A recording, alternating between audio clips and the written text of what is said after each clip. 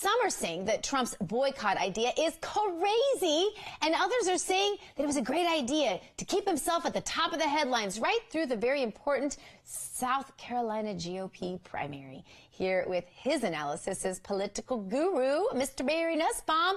Barry, welcome back to the show. Thanks, Dr. G. Good to be with you. Barry, Trump said Apple should be boycotted until the company unlocks the San Bernardino shooter's iPhone for the FBI. But what are your thoughts?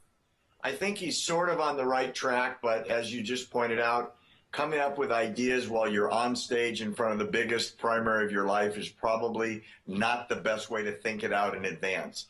I think what should happen so that we can balance privacy rights versus national security is very simple. Apple should say, we're not going to give you the back door. We're not going to give you the key. Here's what we're going to do. We're going to bring in our best people, put them in a lab, and you can have the FBI over in the corner. And when we break the phone and open it, you can see the 14 minutes of text messages that you want to see. And then you guys leave. You don't get the key. You just get the messages. Because the reality is, the terrorist didn't own that phone. It's owned by the community center as part of his job. It's a work phone. They consented to having that phone opened immediately, and then Apple contested it in court. There was a court ruling. Apple has now appealed the court ruling. I think eventually a higher court is going to order Apple to open this. And you're right. They shouldn't give them the key to the kingdom, because all phones will then be accessible. Once the government has that, there is no privacy. But just as the government can get a court order to check your records, check your bank statements, check your health, go into your house, look in your car, check your bank statements, they ought to be able to text messages if you're a terrorist. All right, Barry, for the first time in a major poll, Bernie is now leading Hillary. The Fox News poll puts Bernie at 47 to Hillary's 44%. Is this as big a deal as it seems? Can he actually win? Absolutely not. But I think what it does tell you is how poor Hillary is trending on her honesty. We talked about this before. The last time they did a national poll, Bernie was trending at 93% believability and Hillary at under 10%.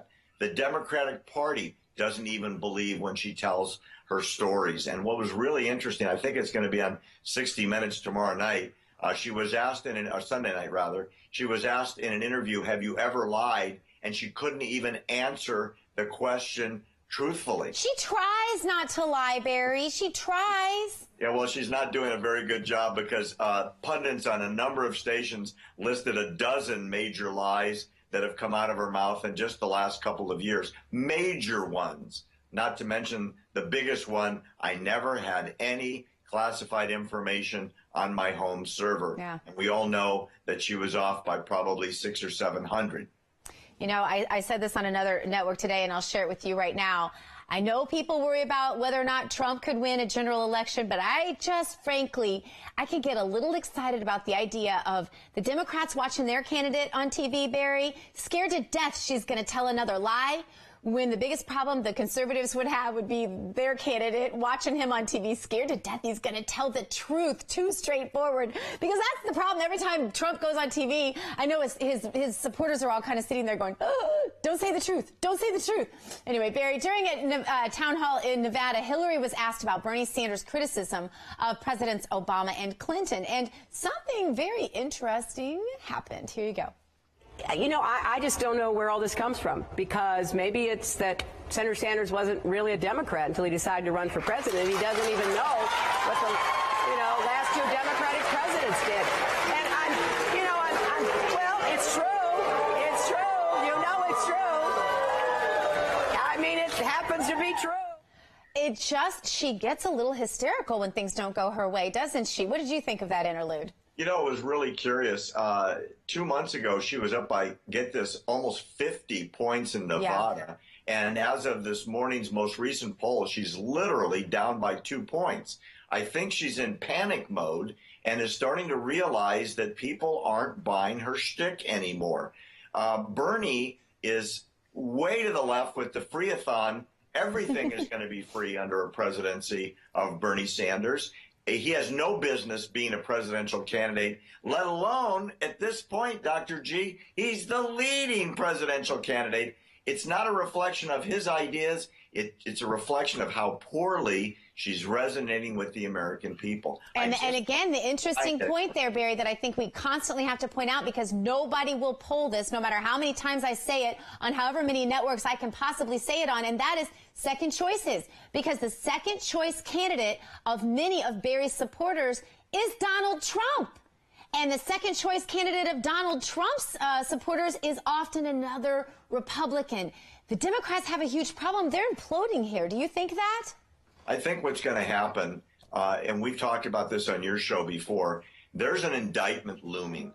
Either she's going to be fully indicted, Dr. G, or the FBI is going to ask for that indictment, and the Justice Department, because of Obama, is going to sit on it. Either case, it's going to croak her candidacy. And then the Democrats are stuck with Bernie Sanders, who is an unelectable candidate, or at the last minute, they draft Uncle Joe. I think it's going to be a very, very interesting summer. They might actually open the convention for a draft, and that hasn't happened in decades. Yeah, it's going to be interesting. We can bank on that much, can't we? Thanks for being with us, Barry. Go to his website, findbarry.com. And up next, we're going to talk about the president skipping the funeral of Justice Scalia. But first, check out this trending video from Pearl Harbor. Shows a private helicopter crash that was caught on camera near the memorial there.